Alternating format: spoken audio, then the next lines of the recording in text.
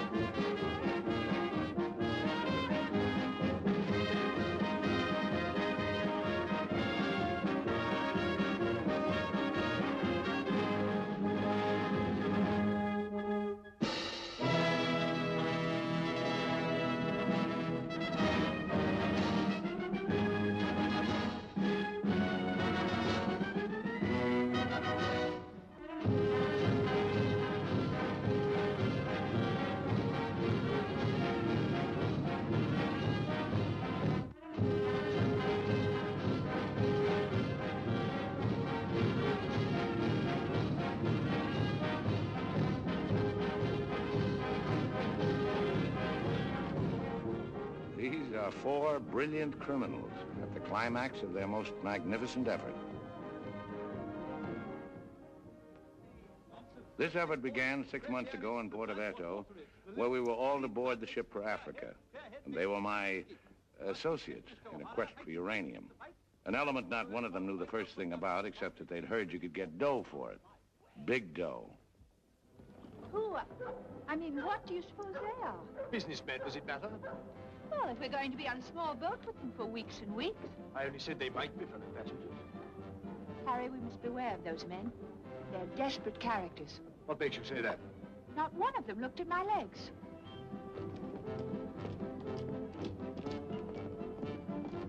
Good morning, Mrs. Janrother. Good morning, Billy Boy. Care to join us in a stroll? Turn up the liver, sweat out the toxins, help nature to help you. Wouldn't dream of it.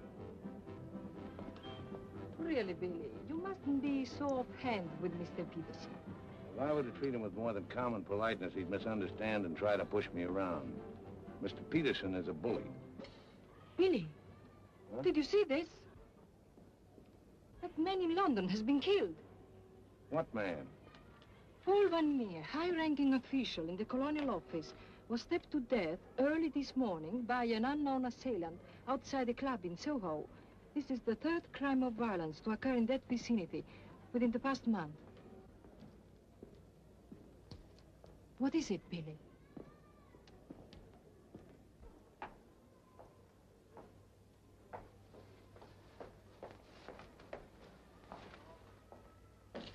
In heaven's name, Billy, say something.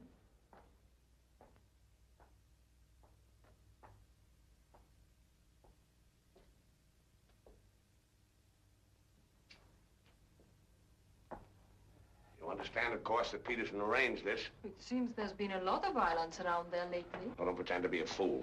But look, Billy, this happened early Tuesday morning. We'd all left London well before that. What about Jack Ross? What about the galloping major? But I thought he only stayed behind to get that phone call from Mombasa, if it came through. He'll be here this morning. Well? Don't get so excited. Don't jump to unpleasant conclusions. Jump? They might as well have drawn a map. Why was Peterson worried about Van Meer? What made him think he was dangerous? He was afraid Van Meer wouldn't stay bought. Afraid he'd get the wind up after we'd gone. Get visions of him trotting upstairs to his superiors, announcing I have certain information that certain persons have paid certain sums of money. Don't talk so loud, Billy. To obtain illegal rights to certain mineral supplies. That Indian, that Raja or whatever he was, that you worked for in the old days, he killed a lot of people, didn't he? Ah, but he had a better style. Besides, he was out for a kingdom, half the size of France. What's the difference between that and millions of dollars? We must think of the future, Billy. This is our big chance. It may be our last. Except for Mr. Peterson, we couldn't even pay last night's hotel bill. Where are you going? Now to a cafe, drink a lot of Pernod, and listen to the band. You won't make a fuss, will you? It doesn't do to make a fuss. You have to think of the main objective. Naturally, it doesn't do to be fussy.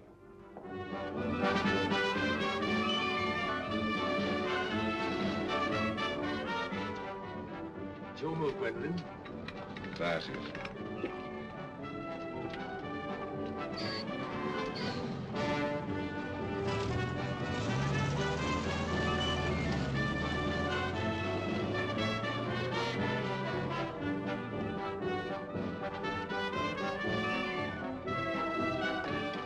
The luggage is in there. Bring it up.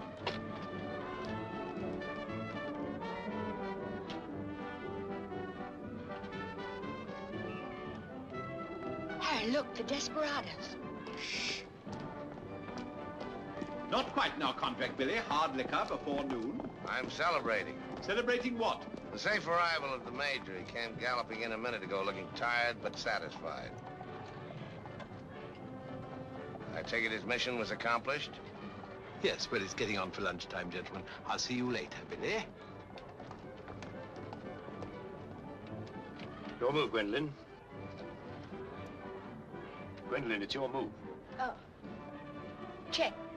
Last. Are you sailing on the Niagara? Africa bound. So are we. Oh, my name is Chelm. This is my wife. How do you do? My name's Dan Rutherford. How do you do?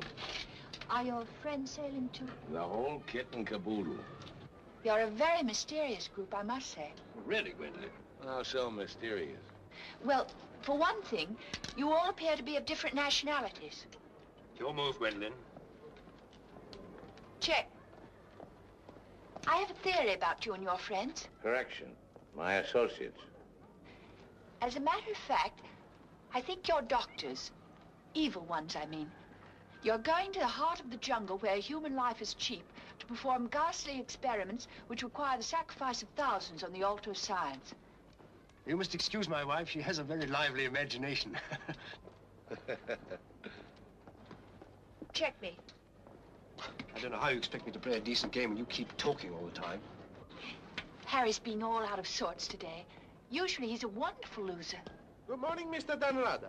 I bring you the captain's compliments, along with the sad news that the sailing of the SS Niagara has been postponed. Now, look here. This boat is definitely, most definitely scheduled to sail at 2400 hours. Scheduled, Mr. Chelm, but not, I fear, destined to do so. Propeller gone, or is the captain drunk? Of course the captain is drunk. But the real trouble is with the oil pump. Well, it's not good enough. Simply not good enough. Quite right, sir. But you're putting it too mildly. The present oil pump is no good at all. Well, how much delay does this mean? To locate, bargain for, purchase, and install a new one will require, I should say, more than a day, less than a fortnight. Utter, hopeless inefficiency. Probably it isn't the oil pump at all. Just making it an excuse to hang about and pick up extra cargo. Guns or opium? I wouldn't be surprised if she turns out to be a smuggler. What a miserable place to be stuck in. Squalid, fifth-rate port. Ever been in Porto before? No, I don't know this part of the world at all. Oh, I thought not. Otherwise, you wouldn't be so upset about staying. Magnificent country. Ruins to visit by moonlight, fine stretch of beach. Back there in the hills, one of the few spots left in the world where you can get decent food and drink. It's called the Blue Pavilion. I insist you give me the pleasure of having dinner with us tonight. Oh, that's awfully kind of you, but... Us? You and your associates? My wife and me. The committee? Oh, Mr. Chelm, I want you to meet a friend of mine. This is the Galloping Major. The committee wants you to toddle round. Okay. Right away. I'll be along. Better toddle. I said I'd be along. They don't like to be kept waiting. I'll lay on a car. We'll meet in front of the hotel at 6. Arrivederci. Dan rather. An American, I suppose. Anyway, I quite like him. Time. 24 hours in the day, 1,440 minutes for somebody else to get busy on the same idea as ours. We ought to have got a plane and flown out, as I said from the start. You remember I said it, O'Hara? My name is not O'Hara. It is O'Hara. You hear? Mr. O'Hara. Yes, Mr. O'Hara. But you remember I said it? I said we ought to take a plane. Time. What is time? Swiss manufactured, French hoard it, Italians squander it, Americans say it is money, Hindus say it does not exist. You know what I say? I say time is a crook. If we took a plane, we'd be there inside 15 hours. Instead of who knows where. I don't want any more talk about flying. The sky is for the birds. My feet on the ground. Both of them. Come in, Billy boy. What's all the fuss about? No fuss, Billy. We're merely wondering what course to pursue in view of this unfortunate delay. Join the peasants in their revels. Go to church. Write your memoirs. Very funny. I like an associate of mine to have a sense of humor. Good laugh does more for the stomach muscles than 5 minutes setting up exercises. And now that we've had our moment of fun, and all the better for it, let's get back to the question. Doesn't this delay call for a cable to your friend in British East? Mustn't send cables. Can't you get it through your heads that the population down there has trained noses? They can smell a uranium deal like a cat smells fish. But aren't you afraid, Billy, that when our little party doesn't show up on the date you said, aren't you a teeny bit afraid that your friend might use this as an excuse to begin negotiations elsewhere? If my friend were looking for an excuse, he'd find a better one in the morning papers. What do you mean? I'm talking about the untimely demise of Paul Van Meer. I'm appalled, Billy. What an unwholesome opinion you must have of your colleagues to imagine that we... Look here, Peterson, you don't have to convince me of anything. You don't care what I think as long as I don't do anything about it. And I won't, unless you ever decide to sick that knife-happy little junkie on me. Watch yourself, laddie. Now, Jack, behave yourself. Sit down. For shame, Billy. I think you owe an apology to everybody in this room. And if you're half the gentleman I know you are, I'm sure you'll make it. As I was saying, Peterson, you've nothing to worry about. My friend won't pull out unless I tell him to. For purely venal reasons, that's the last thing I have in mind. Jack, give Billy a light.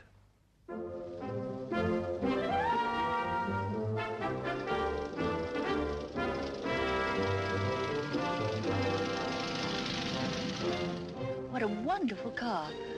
It looks as if it had won the Grand Prix d'Elegance many years ago. Oh, it did. It was built for Oraposo. You know, the bullfighter. He had it made this way so he could stand up and take bows.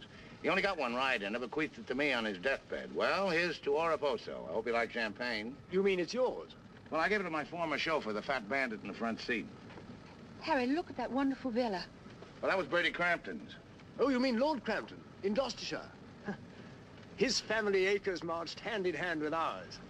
Gloucestershire, the cathedral towns, trout fishing, garden parties. What a beautiful life. You know England well? Emotionally, I am English. I serve tea every afternoon with crumpets, and I've always kept up my subscription to Country Life and to Tedler. Trouble with England, it's all pomp and no circumstance. You're very wise to get out of it. Escape while you can. Well, I'd hardly describe myself as escaping. Simply so happened that a relative of mine, first cousin actually, who died recently, happened to be the owner of a coffee plantation. Africa's the place now. You talk about the diamond boys, the gold boys. They just skimmed a little off the top. The potential mineral wealth of Africa's hardly been scratched. Now, there is a villa.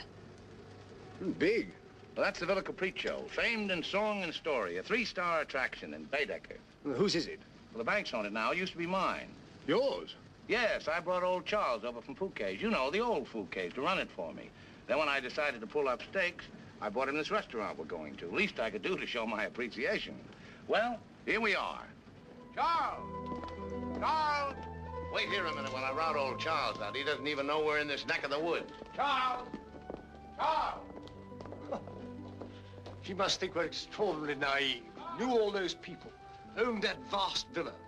Bought this place because he liked the fellow's cooking. What utter balderdash. Oh, perhaps he did. I beg leave to doubt it. Did you notice his wife? She seemed to be rather a sensitive little woman. Really embarrassed by all that rot. I am sorry, signore. As you see, we are closed. We do not open for another 2 months. Charles, what the devil's going on here? This place is falling to rack and ruin. Place is closed. We shall have to dine in the hotel after all. Monsieur Don. Monsieur Don. Madame, Why did you not let me know you were coming? You did not say you were with Monsieur Dan. Nothing is close to Monsieur Dan. It's good to see you again, Charles. It's been too long, Monsieur Dan. Not since the night you left the villa. Remember your farewell party. I've tried ever since to forget it. Remember how in the morning we escorted you to the train with violins playing and everybody cried like when a king you love very much leaves his country. Aren't you dressed yet? Do I appear to be dressed? Do dress, do hurry. It's the most wonderful day. And Billy wants us to drive out and see his villa. His former villa. Obviously, I can't go. I've got a chill on my liver. What a miserable place to be ill. And you forgot to pack my hot water bottle. You packed it. Gwendolyn, I distinctly remember. Hello. Oh, hello. No, I'm afraid we can't. Harry has this wretched chill. Give me the telephone. Chelm here. Yes. Quite. Absolutely. A hot water bottle. That's very, very good of you, old boy. Look here, Dan, rather, would you mind very much if my wife went alone? She enjoys this sightseeing sort of stuff, you know. Splendid. Splendid. I'll send her along. You know, Gwendolyn, nowadays, one simply cannot afford to dismiss people just because they're not one's sort. One has to try and bridge the gulf. After all, it's a new world we're going into. One's got to take it as one finds it. Face it. Use it. Master it.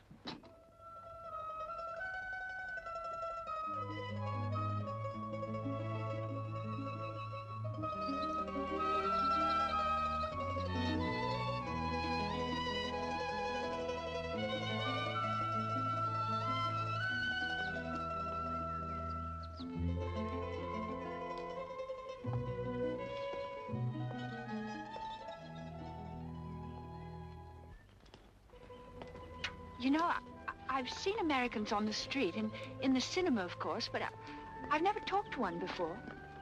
Are you a typical American? I think it's important that I should know. Why important? There are two good reasons for falling in love.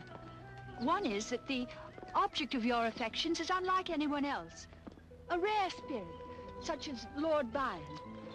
The other is that he's like everybody else, only superior. Harry, for instance, is the very best of a type. Well, if you must know, I'm a typical rare spirit. How long did you live here? Oh, the longest I've ever lived anywhere is 2 years. But when you were a child, didn't you ever have a mother and a father? In a house, in a street, in a town? No, I was an orphan until I was 20, and then a rich and beautiful lady adopted me. You know, I've changed my mind about your being an evil doctor. You're off to keep a rendezvous someplace in Africa sacred to the tribesmen. You're going to found a new empire and make yourself master of the riches of the world. But you need a beautiful blonde queen to impress the natives as the incarnation of the Queen of Sheba. That's why you're making a pass at me. Am I? Of course. I don't generally go sightseeing with strange men. You don't believe that, do you? Well, I believe anything you say. Do you? Well, you shouldn't, you know. You really shouldn't. Mr. Chelm? Yes? It's I, Mrs. Dunrather, Maria. Oh, come in. Tea for two and two for tea? Now, that's most awfully kind of you. You shouldn't have troubled, really. Billy told me you had a chill. Bit of one on the liver. 2 tarsome. Milk, of course. Of course. I feel I should like somehow to do him a good turn of some kind. You do? Well, naturally. Oh, I see. Naturally. I think it would be nice if you were able to do something for him. Help him along. Give him the benefit of your advice. Delighted, of course. For instance. Oh, something with business.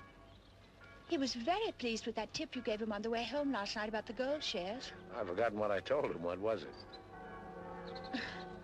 I don't remember either. I was listening to your voice.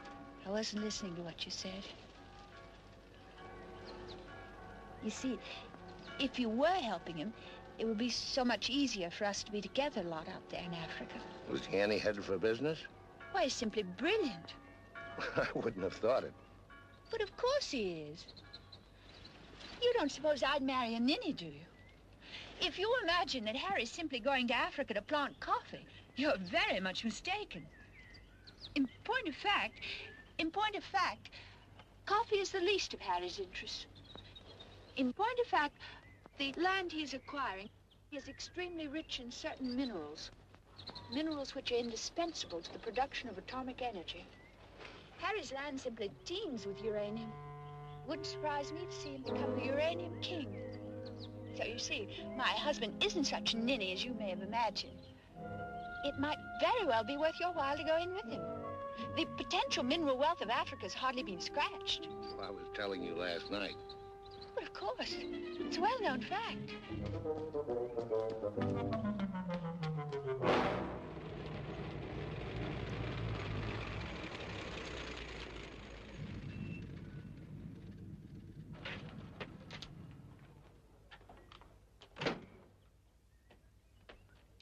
Billy boy.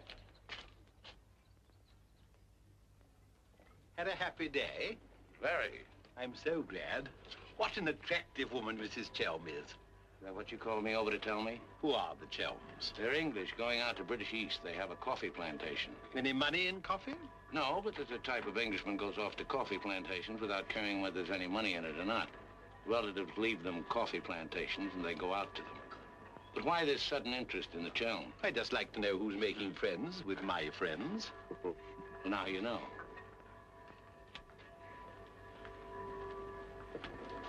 Don't believe one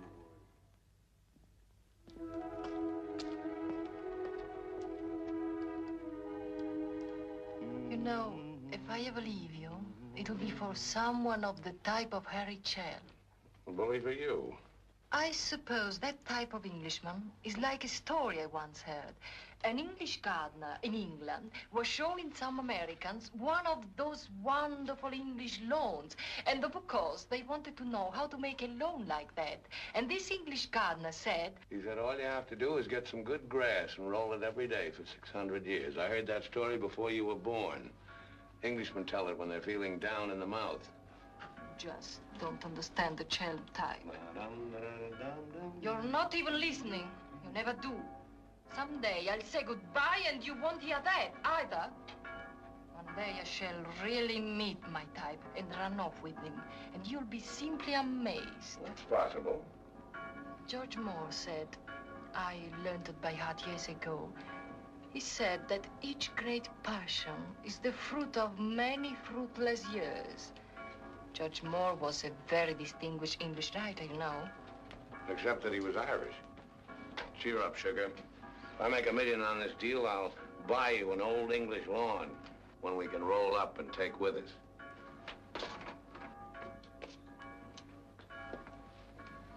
Billy, good morning. What's our wide-eyed Irish leprechaun doing outside my door? Why do you always make jokes about my name, huh? In Chile, the name of O'Hara is a tip-top name. Many Germans in Chile have become to be called O'Hara. Good morning, Mr. O'Hara. Madame, my respects. Perhaps Mr. O'Hara would like something to drink? Yes, maybe perhaps a little whiskey, huh? Very weak, please. What's this visit in honor of?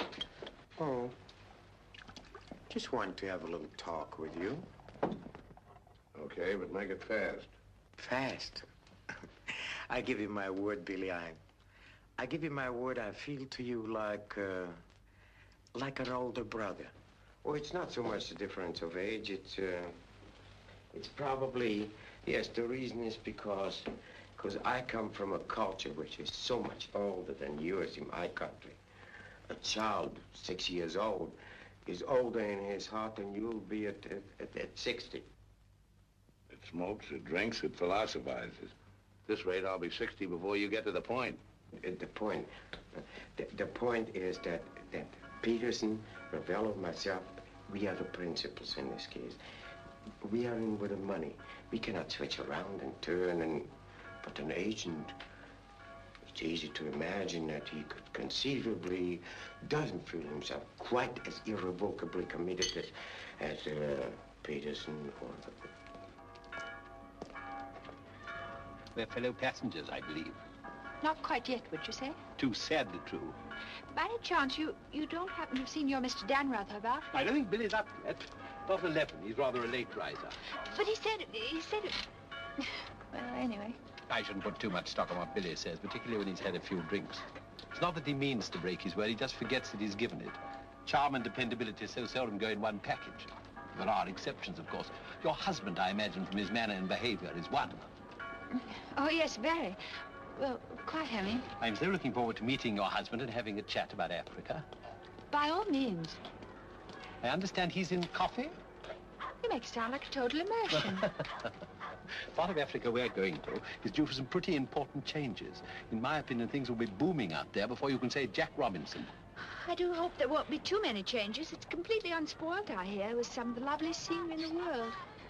I can't imagine anything more lovely in the way of scenery than to have a few acres of gold and diamonds cropping up on a piece of land I bought for a song. Heaven forbid. Next thing there'd be big, ugly holes everywhere and great, horrid machines instead of lovely scenery. Anyway, I don't think my husband worries much about money and business, that sort of thing. Really? I mean, to appreciate my husband's point of view, one has to understand his background. Those lawns, hundreds of years in the making. Those immemorial elms. Those walls hung with family portraits. Generations of them. Those great echoing galleries where so much of English history is being made. Taxes must be terrific on a place like that. What would people like the Chelms care about taxes with their kind of money? I mean, when a family's been a power in the city of London for so long, one of the great financial families. Power in the city? You mean?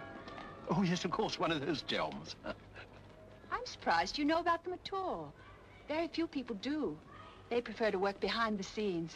I find it rather hard to believe that a man in your husband's position would go to Africa just for the coffee planting.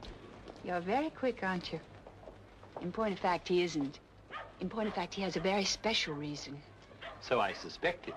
It has to do with sin. Sin? Since the war, my husband has been almost exclusively concerned with spiritual values. He feels that if he can get away there, in the heart of Africa, he will come face to face with essentials. He wants to work out the problem of sin. Sin? Why, yes, of course. Isn't that what we're all most concerned with? Sin? Gwendolyn, what are you doing here? I thought we were supposed to meet on the beach. Harry, I want you to meet Mr... My name is Peterson. Been having the most delightful talk to your wife. She tells me you're interested in spiritual values. I myself am vastly concerned. Harry, we'd really better be going. You'll excuse us, Mr. Peterson? What have you been telling that man? Nothing, Harry. He got onto the subject of religion, and I just happened to mention that we usually go to church on Sunday. Billy, I think it is high time you take stock of yourself. Can you truthfully say about yourself, I, Billy Danreuter, have acted fairly and squarely to my associates, huh? But of course he can, Mr. O'Hara. Everybody knows Billy's the soul of honor. Shut up, sugar. Perhaps he is the soul of honor, and perhaps appearances are deceiving. You mind telling me what it is I'm supposed to have done? Nothing. It's your conduct. Your conduct doesn't... Your conduct does not inspire confidence, and confidence, Billy, is the most important necessity in an undertaking of our kind. One may be completely innocent, but if one's actions invite suspicion, one might as well be guilty. To be trustworthy is not more important than to seem to be trustworthy. Billy, have you done something you shouldn't have? Tell me, Billy. Tell me the truth. My conduct. Who do they think I am, their hired man? But you are, you know. You are the hired man. How good and kind of you to remind me. How good, how true, how kind.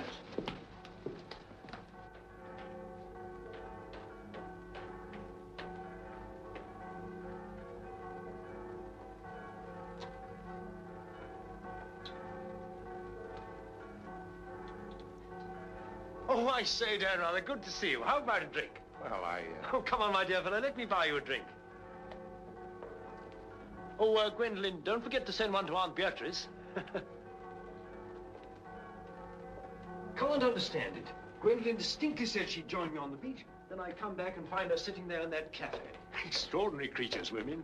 Well, let's drink to them. Pano. Scotch. Come on, you tiny little wreck, have a drink. We're drinking to women. Take the drink, but won't join you in the toast. Glass of Irish. Women. Hitler had the right idea. Keep them in their place. Kleine Kinderkirchen, babies in the kitchen. Say what you want to about Hitler, he had his points. Come. Look here. This generation's had its chance. Hitler, Mussolini, those are the men. Now is the age of the barbarians. The world's going up in smoke. I say let it come, get it over with. Well, if you don't mind, I'd like another year or so of worry. Worry? Just 1 minute, laddies. I've just 2 or 3 words to say to you, laddies, and that's don't worry. Don't ever worry. I'm in a position to know secret information. The Rosicrucians, the Great White Brotherhood, the high secret orders. But you've no faith. You must have faith. Faith and power, secret power. Men who guard the trust from the deepest insides of the whatchamacallit. Mystic rulers, all one club, chained together by one purpose, one idea. Mankind's champions. Follow me, Billy? Oh, why, of course. This generation's had its chance. Hitler, Mussolini. I can't stand here and permit you... Are you interrupting me? Relax, Jack. Have another drink. I simply want to state that things don't happen to be what certain people imagine. An officer may find himself strapped for money, and he may undertake certain things which in other circumstances, no. Absolutely no. Absolutely. I mean, absolutely no. In the old days, I should have simply told people of your ilk to buy their own drinks. Poor old Jack. I'll teach you. I'll teach you to insult an ex-officer of the Indian Army. Well, are you yellow? The bar. You're Major Ross? Right. Ross here. Right. Right again. Come along, the committee. Saved by the bell. I've never heard such rot in my life. Sin. Oh, sin. All I could do was to keep a straight face. No, I'm certain of it now. These are 2 very clever and dangerous antagonists. Sit here and help me close. But how could they possibly know what we're up to? Great interests like the Chelms have ways and means. Yes, and I'm convinced they're out to get us even before we get started. We must get ahead of them. Time has entered the picture in a new way. Never forget the time factor, gentlemen. It always enters the picture in the end. I'm sending a cable to London. I want full information on those Chelm interests. British Africa, too. Check up on his interest there. Every time the plane lands, I'll try and reach you by telephone. Keep me informed of the latest development. Dan Reuter, that lying, swinish, rum-swilling double-crosser. What pleasure it would give. No, you can't at the moment. We need him. Right now, we need that swinish, lying double... Did I hear my name? Rub-a-dub-dub. 3 men in a tub. Tub? Oh. Been a change of plan, Billy boy. You and I are leaving for Africa. How's that? You and I are flying to Africa by the next plane. Oh, what's happened, Peters? Must be something important to get you on a plane. Perfectly simple, Billy boy. The trouble with the oil pump and the general uncertainty about when the Nyanga will sail forces me to sacrifice my personal comfort. I prefer to fly rather than run the risk of arriving too late. Well, there's also such a thing as arriving too early. What do you mean by that? Well, the land doesn't come up for auction for a couple of weeks. My friend can't make his move until then. If we sit around British East all that time, somebody's going to start wondering who we are and ask questions. Is that your real opinion, Billy, or are you just looking forward to a long sea voyage with the attractive Mrs. Chelm as your companion? Or perhaps you have even other reasons. Such as? That's for you to know and for us to find out. You'd better get your packing done.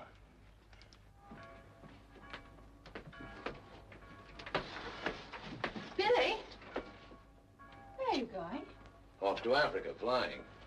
Just like that? Weren't you even going to kiss me goodbye?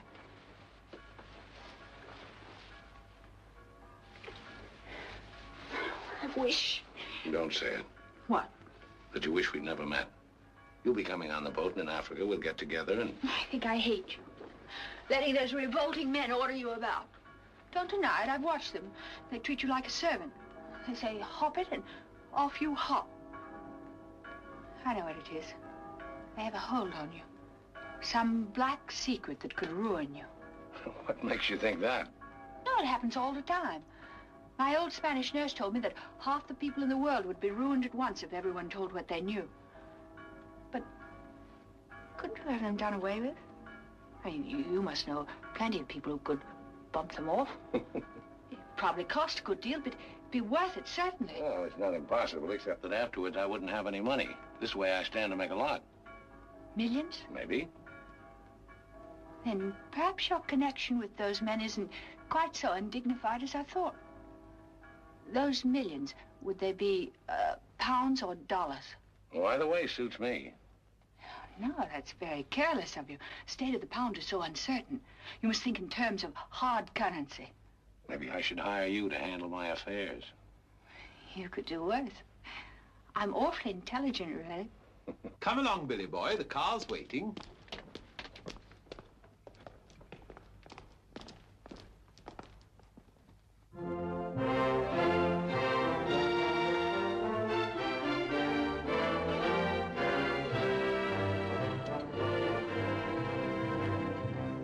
Can't go faster than this, we'll miss the plane.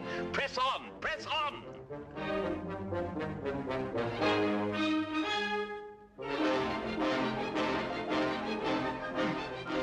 Dry posting.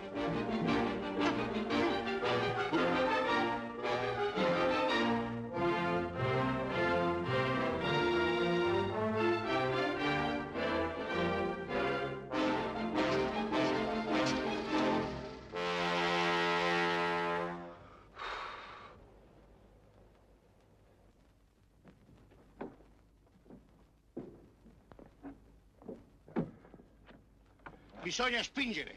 Push, push.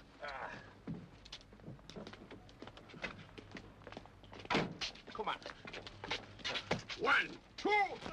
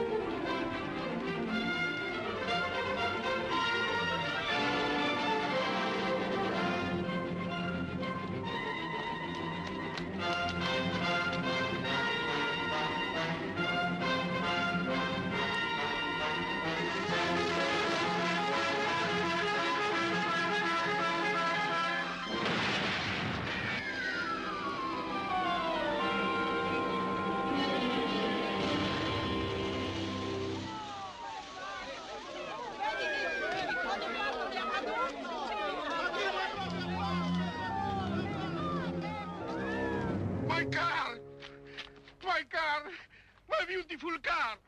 You did that on purpose. What? You planned it that way. I know what you're up to. I know everything. I know about the uranium on the Chelm's land, the Chelm interests in the City of London. The what? You heard me, the Chelm interests. I take it your information comes from a reliable source. It does, from Mrs. Chelm herself, in fact. Ah, magnificent. Simply magnificent. You must pay me back for the loss of my beautiful car. If you weren't a benighted jackass, if you could see as far as you could spit, you'd know there's no such thing as a Chelm interest. You'll have to do better than that, Mr. Danrother. Very much better than that. Don't believe me. Check with London. If you find out he's anything more than a down-at-heel Gloucestershire squire, you can have my services for nothing. You mean Mrs. Chelm is an unqualified liar? Well, let's say she uses her imagination rather than her memory. You will make restitution. We know, Mr. Dan, either the money or a new car. Why, you fat bandit, I gave you the car in the first place. How I came by it is beside the point. The fact you gave it to me doesn't make it any the less mine. Shut up. That's right. Threaten me. It is not enough that you destroy my beautiful car. Now you are... my beautiful car. Stop! Hey, stop!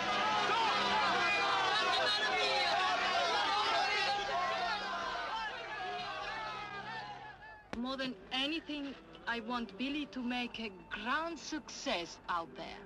Well, as you care so much about money, I should have thought you would have left Billy for some rich man. I shouldn't think Billy would mind, really. I mean, neither of you are in love or anything. You are a strange girl. Of course I love Billy. Actually, I adore him. And Billy loves me very, very much. That's why I trust him with his little unimportant amours. And what does he say about yours? But, darling, all husbands like their wife to seem attractive to other men. Be sure you explain that to Harry. I'm going back to the hotel.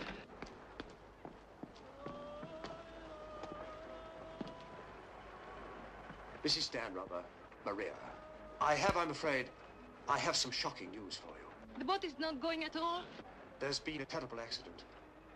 Your husband's car drove over a cliff. The people on the bus saw it fall into the sea. It seems almost certain that... What is it? What are you trying to say? He's saying that Billy is dead. It's become necessary to redistribute the stock in our company. Stock. What good is the stock now? We can't deal with the radar's friend. Not without the radar. All the effort, the money, everything went over the cliff with that car. Ravello, you forget the English are very sentimental people. I tell you, there is nothing that Billy's friend will not do for his widow, and in black, she's a very touching figure. Poor Maria, you really have had a wretched time of it. You are very understanding. If only there was something I could do. Just now, if you could bring me an aspirin. I have a headache. Don't move. Just you wait there. I'll be back in a moment. Mussolini, Hitler, and now Peterson. A great man, a great loss. I'm going upstairs and reading my Bible. Why all the clothes? Maria has a headache. What's the matter with you? Go away. My dear girl, I'm as sorry about Dan rather as you are. But after all, it isn't as if he was one of our oldest friends. I was in love with him. He was a very pleasant acquaintance. What did you say? I was in love with him. Really, darling, have you no control over your romantic fantasies? I loved it. Can't you hear me? I love you. I love you. Oh, rot. You're just dramatizing again. By George, you were right, after all. I did pet it. Oh, what shall I do? I feel as though I were drowning. He's dead. He's dead, and I'm left with a fool like you. I tell you what to do. Have a bit of shut-eye. You wake up in an hour feeling your old self again, and there'll be no more silly stories about falling for a middle-aged roustabout. Is this so? Oh, please go away. I'll just take these to Maria.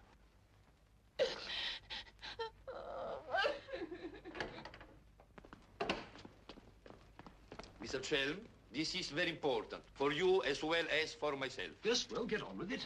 There is now an opportunity for you to secure enormous profits with virtually no risk. I want to bit about the bush.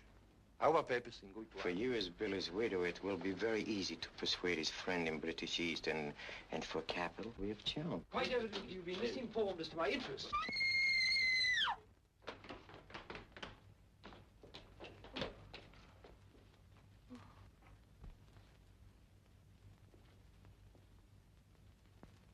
What's the matter with all of you?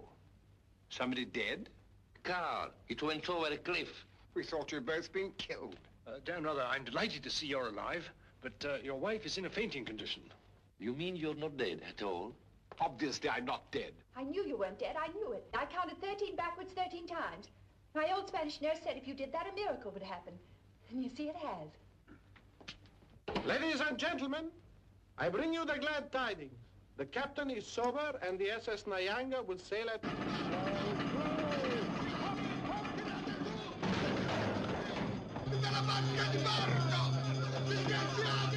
I can't see it anywhere. What can have happened to it? My dispatch box, where is it? A black tin box this size. What have you done with it? Guardi che la sua valigia gliel'ho messa in cabina. I told you to take the most particular care of it. I shall not go on board till my dispatch box has been found. Having trouble, Shell? I think that I can't cope with myself, thank you.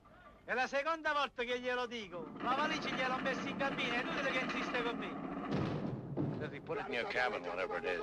Idiot! Why didn't he say so in the first place? Say, look.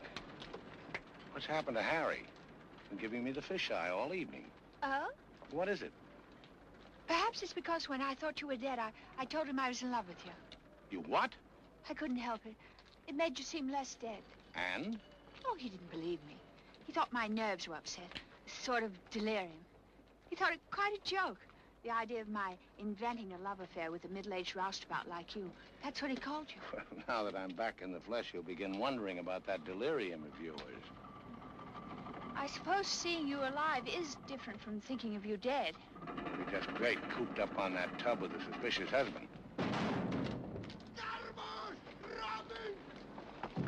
Billy.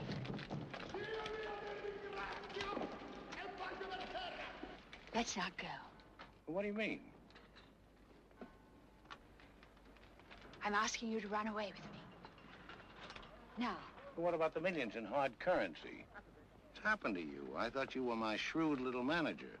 I've changed my point of view.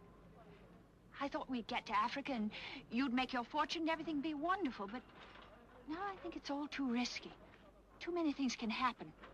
I want us to cut and run for it right now. You really mean that? With all my heart. Oh, no, that's impossible. Why? Well, for one thing, Mrs. Danrother might not go for the idea. She's not quite as sophisticated as you are. Please, Billy, listen to me. I've thought it all out. We'll take the bus and catch an express or somewhere. The shot's not on the table. You're not in love the way I am.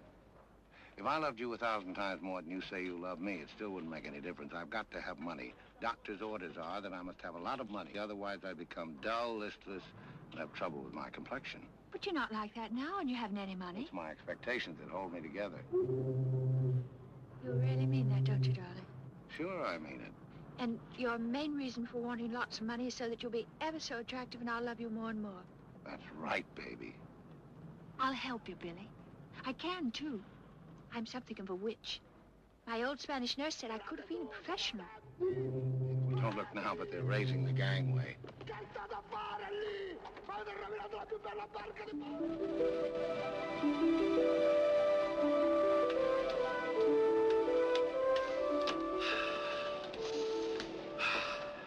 The air, ozone. What a pity we can't bottle it, gentlemen. What a fortune we'd make. Neptune's mixture. Now breathe deeply. Remember, every breath is a guinea in the bank of health.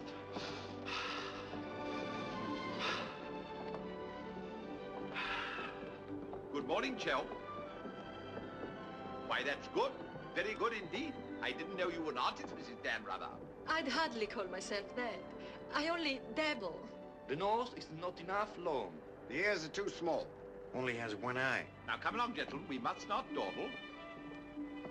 Blow the man down, bully, blow the man down. Blow, blow, blow the man down. Blow the man down, baby, blow the man down. Good morning, Mrs. Chelm. Let's hope she breaks her neck. Blow the man down, bully, blow the man down. Blow the man down, bully, blow the man down. Blow, blow, blow the man down. Blow the man down, bully, blow the man down. Give me some time to blow the man down. Mr. Peterson? Mr. Peterson? Radiogram.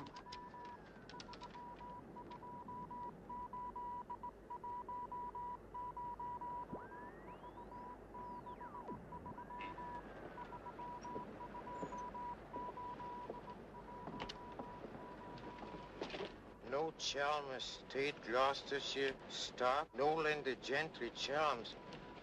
What do you make of that? He's not a Gloucestershire squire. Like Billy said. Just as I was beginning to take Billy at his face value. Yes, but if he's not what Billy said, then what is he? We are at sea again, gentlemen, in more ways than one. Mystery, more mystery. Billy is a liar. Heaven only knows what Chelm is. CID, maybe. You borrowed my thought. What to do? What to do? The time has come for direct action. You remember last night when we came on board? The fuss he was making about his dispatch box?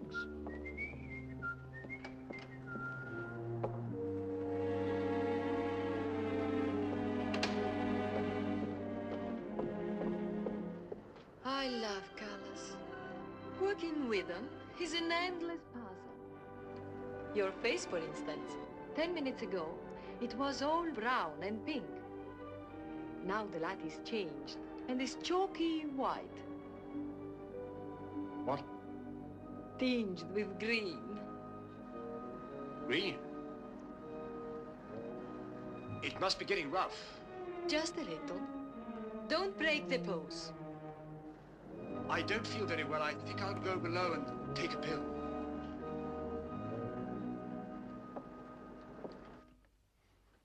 It's incredible. Harry Chelm is just Harry Chelm. nothing, nobody, a ruddy refugee from Earl's Court. With hold a bottle. Look. And the letter of introduction to the secretary of the governor. The secretary, mind you. Disgusting. Purser! My box! Beat up and down, isn't it, sir? It's gone! Oh, yes, indeed. Major Ross took it. I saw him sneak it out of your cabin. I like to keep my eye on what goes on aboard the ship. Where did he take it? I believe Mr. Peterson's cabin. In fact, I'm sure.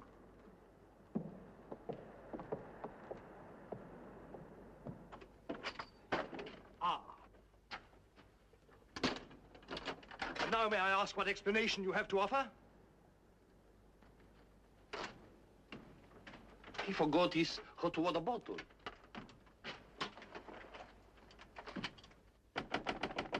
Billy? Come in. Billy, have you heard what's happened? I've seen the paper in days. It's not funny. They've stolen Harry's dispatch box.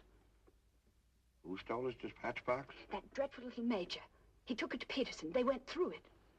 It's all your fault. I suppose you know that. My fault? Well, the poppycock you've been peddling, all that junk about the Chelm interest in London, uranium on your land. Well, in a way, you're the one to blame. I'm the... I mean, you acted so superior. I was falling in love with you, and I couldn't bear it for you to think I was just a nobody. Married to the son of a boarding house in Earl's Court. The son of a what? A boarding house.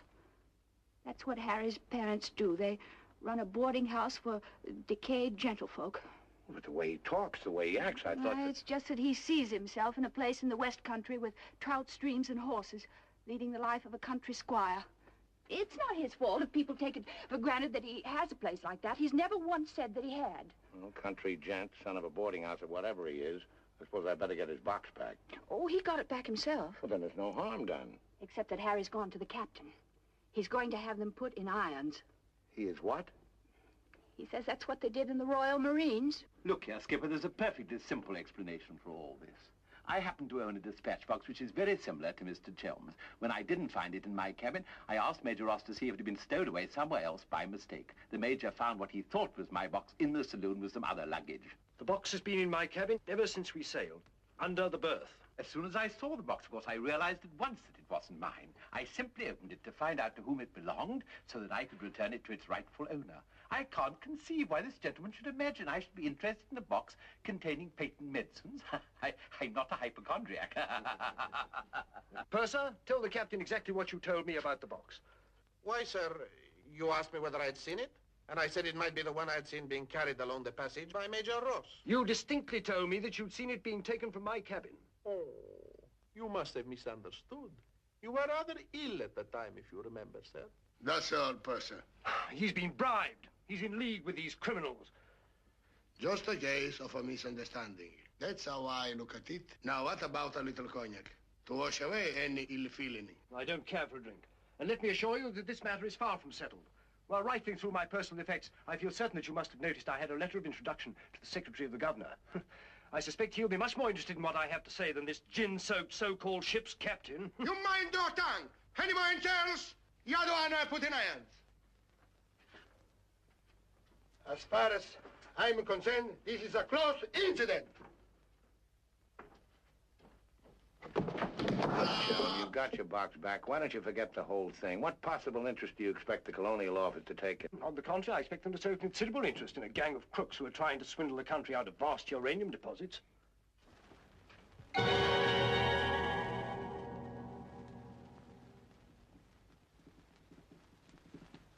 Just one moment, sir.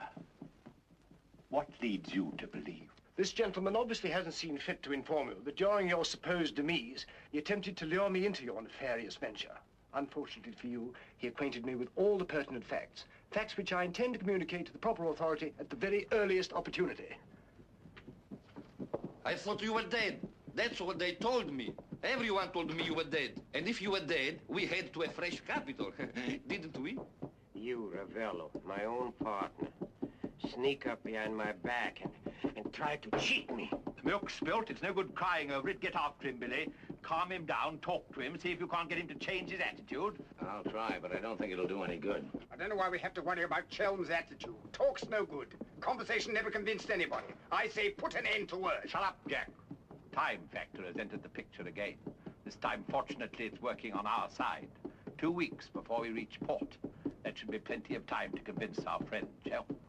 I beg you, please end all this trouble. If things go on, either you will be done away with before we ever get to Africa, or you will leave and denounce Peterson to the authorities, and that will be the ruin of all my plans and hopes. In the long run, you'll do much better to get clear of these people. They're thoroughly undesirable. The long run. I'm tired of the long run. I am not even thinking about them or about myself. It's only you that concerns me, Harry. No need to worry about me. Ever since I met you, you fill my thinking. You are becoming an obsession. Don't you understand, Harry? I am deeply in love. Maria.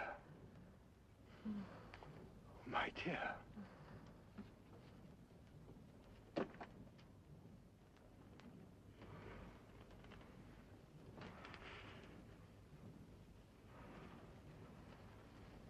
Only you could make a woman feel like this. All I want is to be in your arms, now and always. You forget I'm going to be done away with. Oh, no, no. It will be easy to arrange. What you must do is this. You will write me a letter. A love letter. You will tell me that you cannot denounce Peterson, because then I will suffer too. Because you love me so much, you cannot bear to hurt me. Such a letter they will believe if I show it to them. My dear girl, you must see that this is quite out of the question. I don't propose to make compromises. Not compromises, Harry, darling. But you can see, if you cause trouble, the whole of our plans, my plans, you would not want to make the innocent suffer. It would be much better if you don't interfere, Maria. I must handle this as I see fit. Then you intend to go ahead with this business, tell stories and ruin everything? It will be much better if you cut loose from these people. No happiness can come from such an association. Harry, I'm asking you not to do this. Please, write a letter. Then there will be no trouble for you, no trouble for us, no risk when we get to Africa. I'm sorry, my dear. We English are a very pig-headed lot. You think you can get away with this? But Maria, my dear good Maria, listen. First you made love to me. Now you tell me you will ruin me. You'll forgive me, but it was you who made... Oh, shut your trap. Go on, do what you like. You think you're such a brave man. I'll tell you what you are. You are a heel. What the blazes now? What's happening? What's going on here? The oil pump's on the blink. The electricity's failed. Utter folly. A ship lying in darkness this way, we might well be rammed at any minute. I'll tend to this myself. Which way is the engine room? The passengers are not... I'm sure your chief engineer will welcome the advice of an ex-officer of the Royal Marines.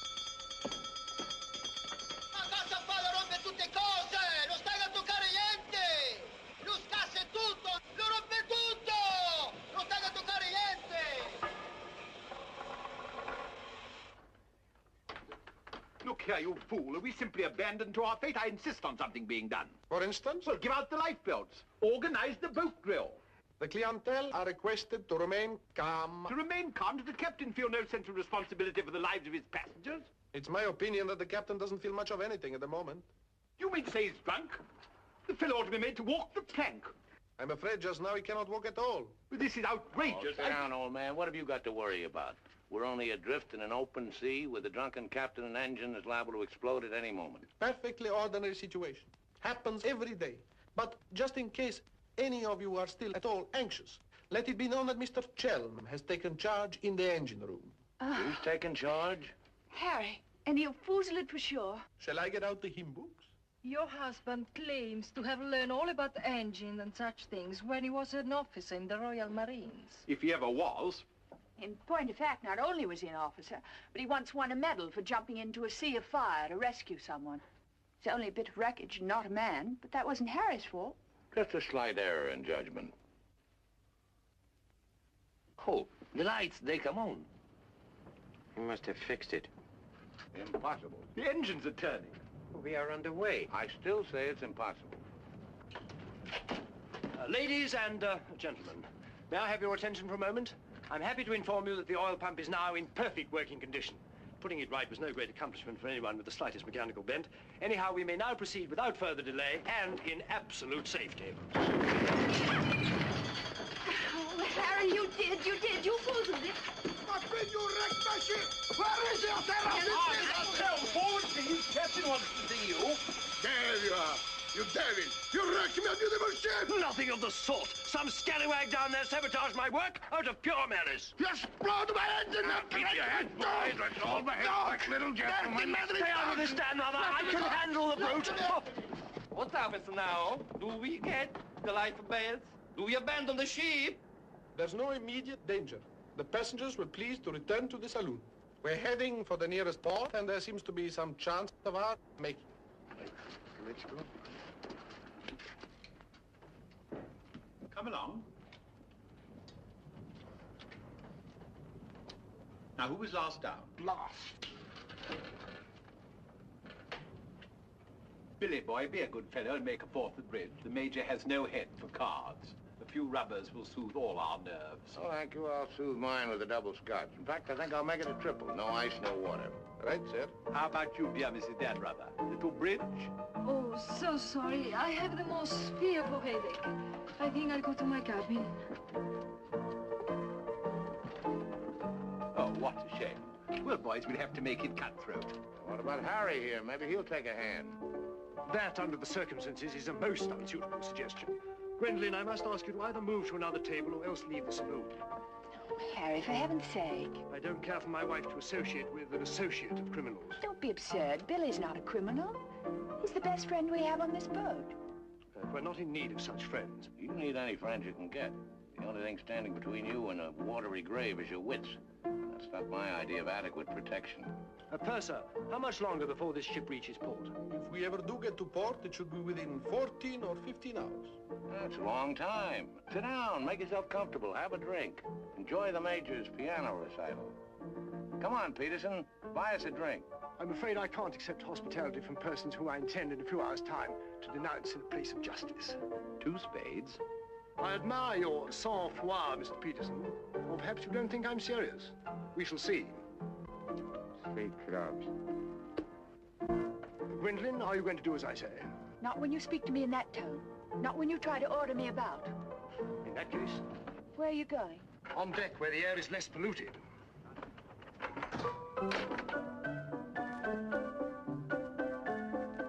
Sir, 4 tonics? I think you'd better go after Harry. Why should I? If he's going to be so childish and unreasonable. Take my advice, go to him, stay with him. I suppose you think we should keep up appearances. The loyal wife at her husband's side. No, Billy. I'm experiencing something that is rare and beautiful. And I shall not deny it, either by word or by deed. I love you. Let the whole world know it. I love you, I love you. Yeah, well, keeping up appearances isn't exactly what I meant.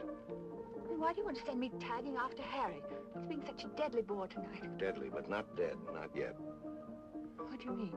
They killed one man just because they thought he might try to get in their way. Now, handsome Harry here is certain to blow the whole thing wide open.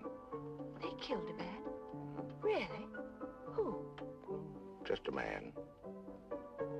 Well, for all Harry's being too tiresome and my loving you to distraction, I still wouldn't want to see him done in. He has some perfectly darling traits, really. I mean, like always remembering one's birthday. No, we simply mustn't let anybody murder Harry. Evelyn, keep him in your cabin. Never let him out of your sight. Keep him under lock and key. Oh, Billy, that awful music. It's so loud, it comes right into our cabin. Peterson, tell the Major to soft pedal it. And while he's about it, he might change the tune. Oh, don't you like it? It's one of my favorites. I'm afraid he doesn't know any others. Do you, Jack?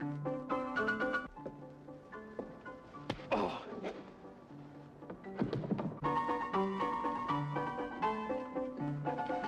Major!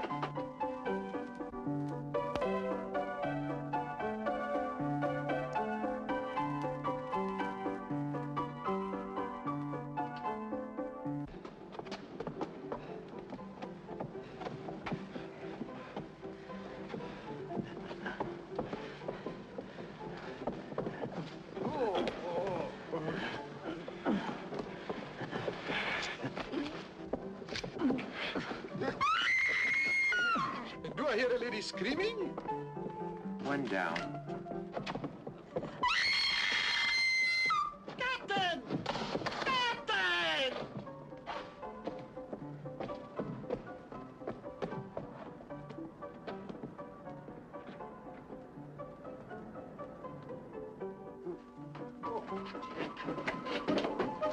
What happened?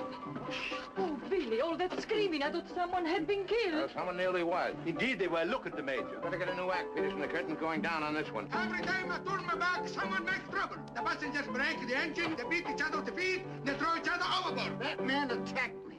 How you? You again! If I struck him, it was in self-defense. He came sneaking up behind me and tried to run me through with his sword. Is that true? Well... It's no use, Billy. My trying to protect Harry any further. I may as well tell the whole truth. Captain, it grieves me to confess this, but in point of fact, my husband has an illness of the mind. The medical word for it is paranoia. On occasion, he displays homicidal tendencies. The psychiatrists say it's because he believes people are plotting against him, and so he strikes back and tries to kill them. Gwendolyn, for heaven's sake, woman, what's the meaning of this treachery? Believe it or not, Harry, I'm doing it for your own good. He knows. He saved my life. He'll tell the truth. I wouldn't contradict the lady. You wrecked my ship! You tried to kill the passengers! But I'm not a sane person on this ship. That's why you're against me. Let me go. I'll kill a lot of you. I warn you, Captain. When I kill you... Poor Harry. It's awfully sad.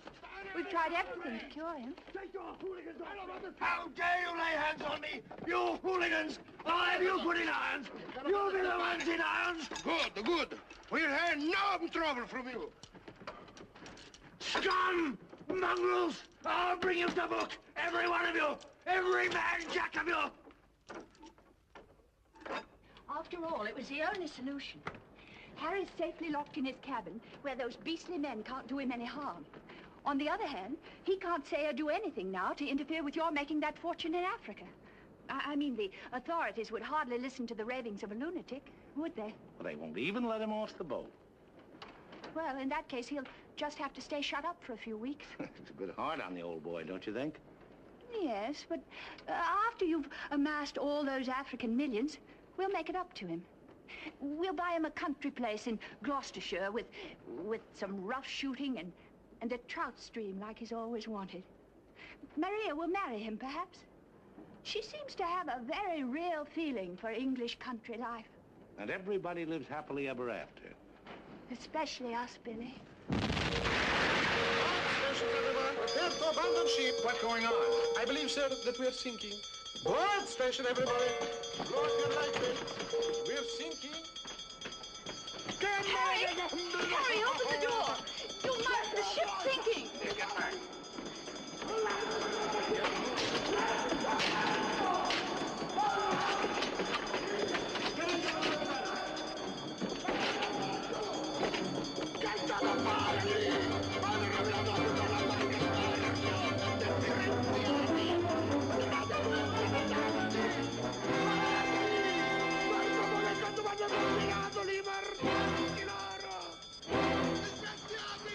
Tirate su! State attenti! Che state a fare lì? Mi avete rovinato la più bella barca di porto! Disgraziati! Tirate su! State attenti! Muovetevi! Guarda cosa fanno con Mombasa! Cosa fanno combinato questi messaggi loro! E mi tenete! Che avete compito! Presto l'altro lato! Sbrigatevi! Sbrigatevi! Calate l'altro lato a mare! Presto! Presto! Guardate laggiù! Sbrigatevi! Sbrigatevi! Alla! Alla! Giù! Muovetevi!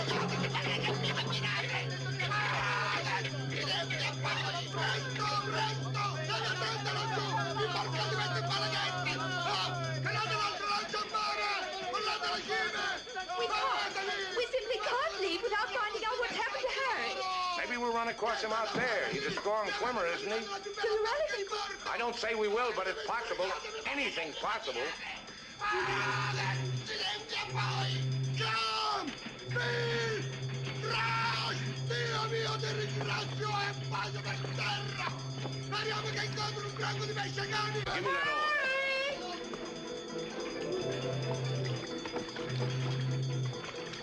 Harry!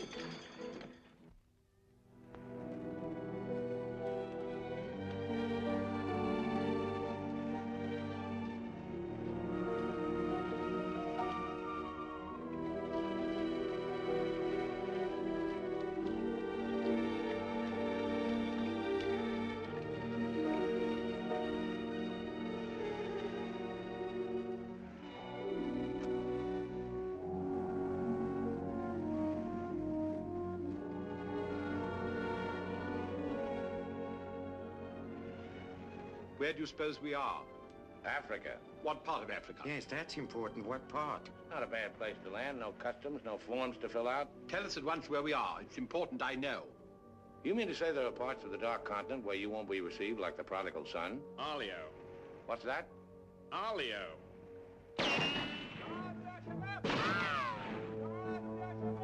Better get down, everybody. Oddio, mamma mia! Arabs! Oddio, mamma mia! Get rid of your passports, boys. Mrs. Chelm, Billy Boy, my identity must remain a secret.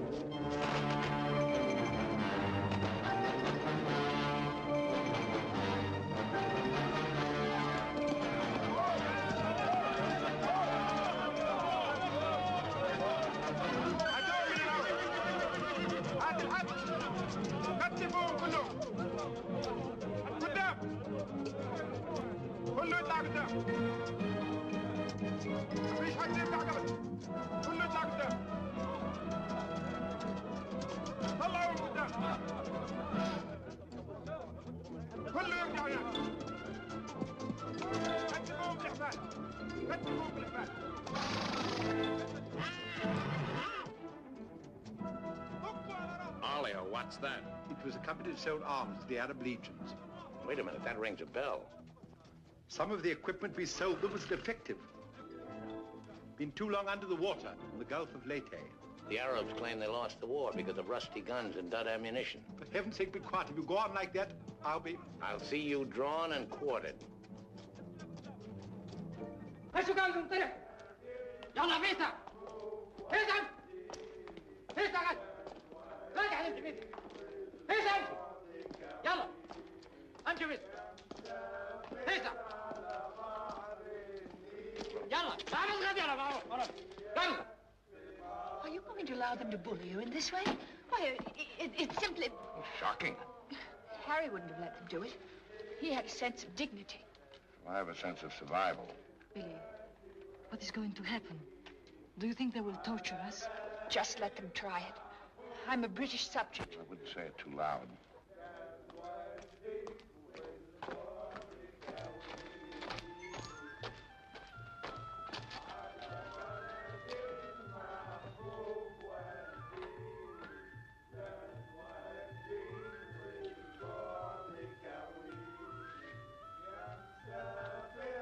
We shipwreck. Big boat, go down. Bottom ocean. We take little boat. Row all day, row all night. Savvy? There's only one way to deal with these swine. Walk up to them and kick them in the belly.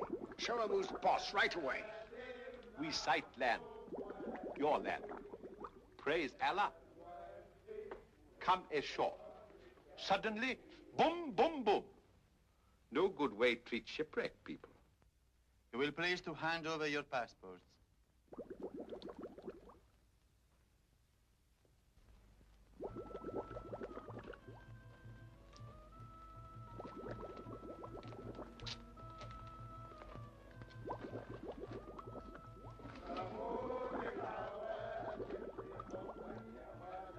There seem to be 4 missing.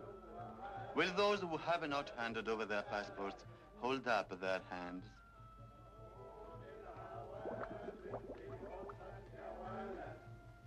All left on board ship, Your Excellency. A terrifying experience. An incompetent crew, A burning ship put overboard in a small boat at dead of night. What was the name of the vessel? The SS Nyanga. She's a Portuguese ship. I will investigate whether such a ship has been reported lost at sea. Well, does it stand to reason, Your Excellency, we should come to this shore in a small boat if we'd not been shipwrecked? Our country is in a state of unrest. Oh, I am sorry. Agents of certain foreign governments sometimes try to enter it by stealth, hoping to fan the flames of revolution. Therefore, we check carefully on the activities of strangers. But surely, Your Excellency, in our case, one look is sufficient to convince you of our innocence.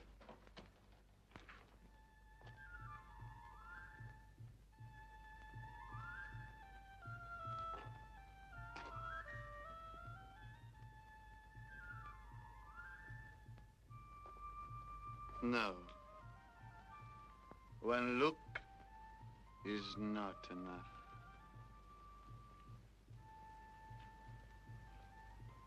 If you think we're the enemies of your country, the logical thing is to boot us out. Send us packing by the first available boat or train. We shan't object.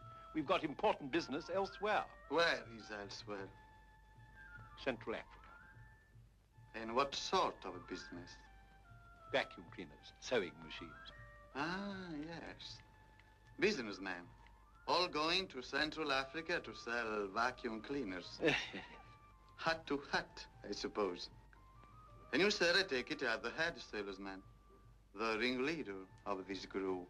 Oh, no group. We met for the first time on board ship. Complete strangers to one another. Liar! The others all look at you each time I ask a question. I am a keen observer. You four are together. Oh, no, my fat-gutted friend. I'm not the illiterate, simple-minded native you're fool enough to take me for. I am a great man, a serious man. I spit on you, too. I spit on you and all your life. Off to the wrong star, Peterson. There's only one way to deal with these swine! Swine! You'd better be careful. My husband, my late husband, who was drowned in the Niagara disaster, happened to be one of the most important figures in the British government, Sir Harry Chelm. In point of fact, we had letters from the Prime Minister and the Queen telling everybody to be particularly courteous to us and our friends. So you see, if any harm befalls us at your hands, it will become a major international incident. Would you instruct that one that in my country a female's lips may move, but her words are not heard? Harry. If only you were here. And now, sir, you will stop abusing my intelligence and tell me who you really are and what is your actual purpose in being here. I'm a sick man. I've got a bad heart. I mustn't talk anymore. You refuse to answer. That is interesting. It makes of it a contest in a game at which we excel. We of this country have had 4,000 years experience in asking questions and getting answers. Who are you? Why are you here? Don't hit me again. My heart, I have an attack.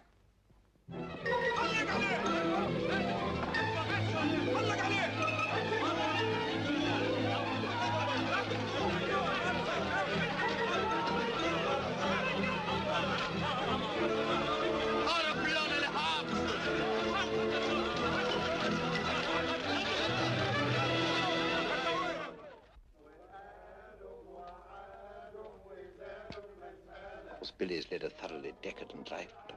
Must say, I thought he had more backbone than that. Backbone. Either you have it or you haven't. You see the beating I took at the hands of that great ugly brute without even flinching. Billy was crazed with fear before they even laid a finger on him. Tell me more about Rita Hayward. You really know her very well. Do I know Rita? Do I know her? I'll give you a letter of introduction. She'll fall an immediate victim to your charms. You really think so? Oh, but certainly a man like you, suave, intelligent, darkly handsome. You have everything, Ahmed, except money. And if you listen to me, a boat will be placed at our disposal, a very slow boat, so that Fat Gut's check will have plenty of time to clear. And you will trust me for your share? Does one man of the world ask another to trust his own brother? Oh, no, Ahmed. You'll give me a check for half. Your demands are very great under the circumstances. Well, why shouldn't they be? Fat Gut's my best friend. I will not betray him cheaply. You are certain that you are the friend of the peerless Reed? Come, Ahmed. Fine, back to business. Very well. 50-50. Oh, by the way, Fat Gut's nature is noble like ours. He might try to bargain. I do not bargain with a puffball like that. It's beneath my dignity. It'll be dawn soon. The correct hour for a firing squad. But if we have him shot, what about the money? Well, I was just thinking that if he had a volley at the psychological moment, he might not be so inclined to haggle.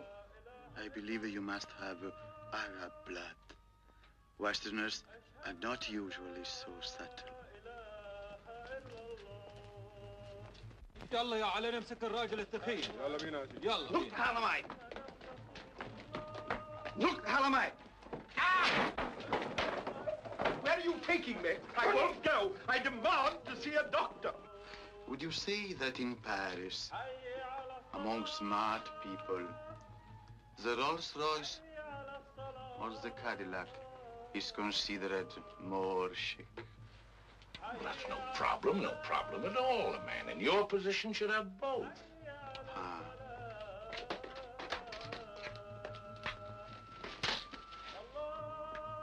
Mr. Donnerother, I believe, would like a word with you.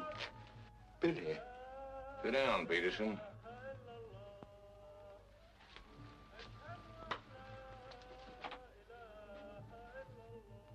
I've been talking to Ahmed here, and he's made the following.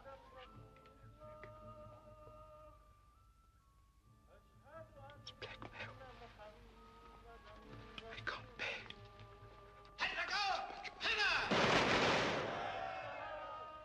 What was that? Firing squad. It's execution day. Will he take a check?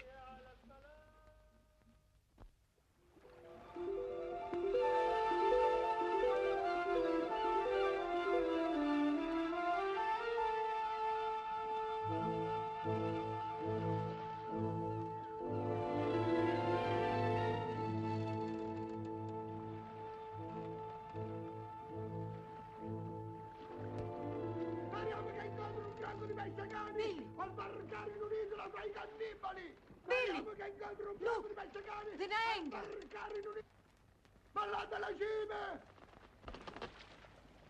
Stay away! Stay away from my ship! If you try to come aboard, I will shoot you! I will shoot you! Get to my gun! Get to my gun! Give it to him. Maybe he'll shoot himself. My gun! My gun!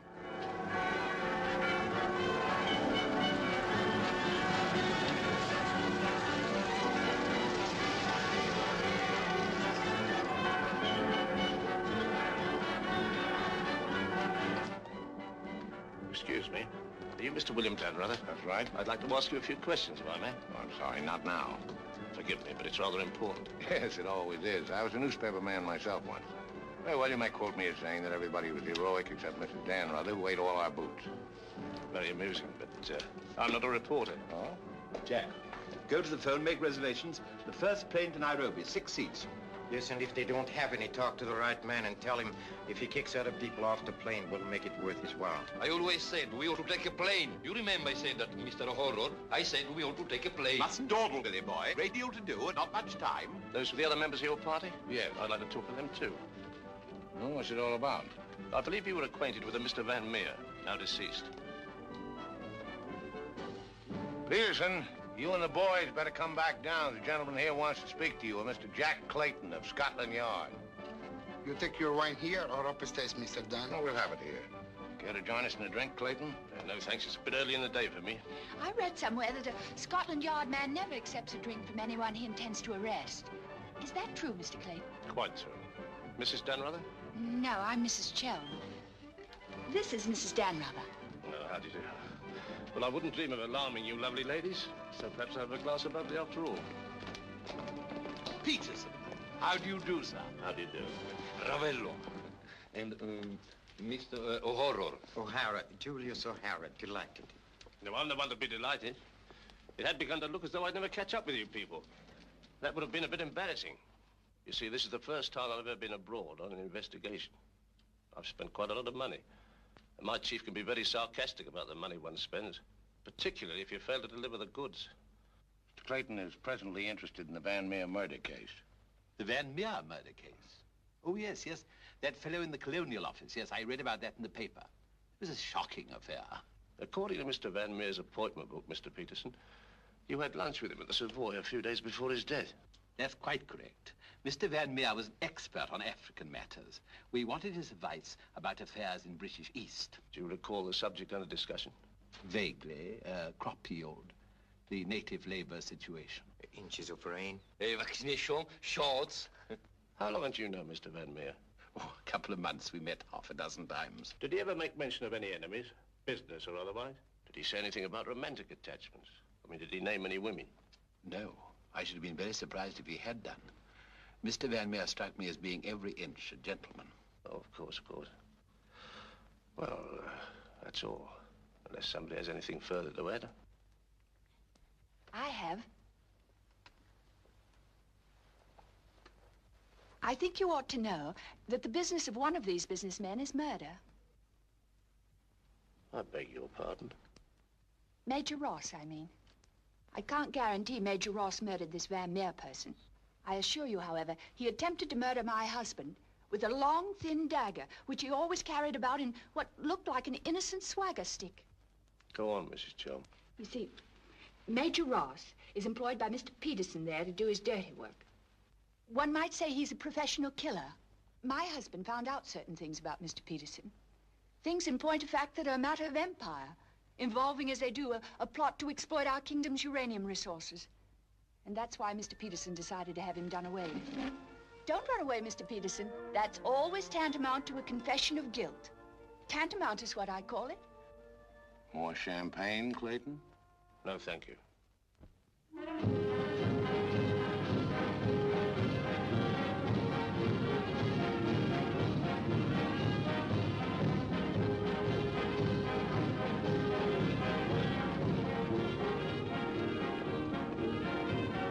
As I said before, very smart fellows indeed.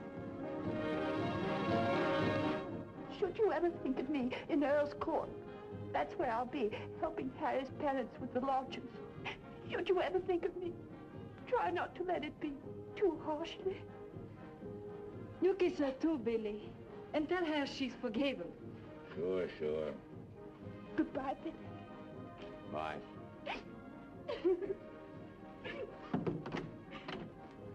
For Mrs. Chelm, just came on the ship's wireless. Oh, by the way, Mr. Danrada, do you know that your associates are all in the Hoosgow? Oh, not that I'm a bit surprised. I put them down as thoroughly bad characters, right off the bat. But then there are so many bad characters nowadays. Take mine, for instance. Harry! He's alive!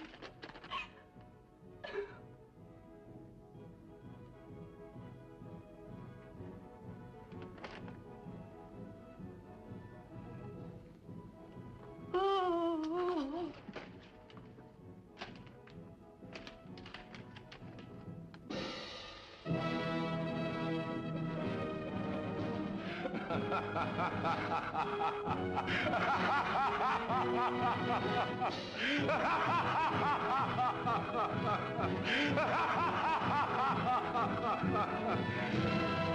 Oh, this is the end.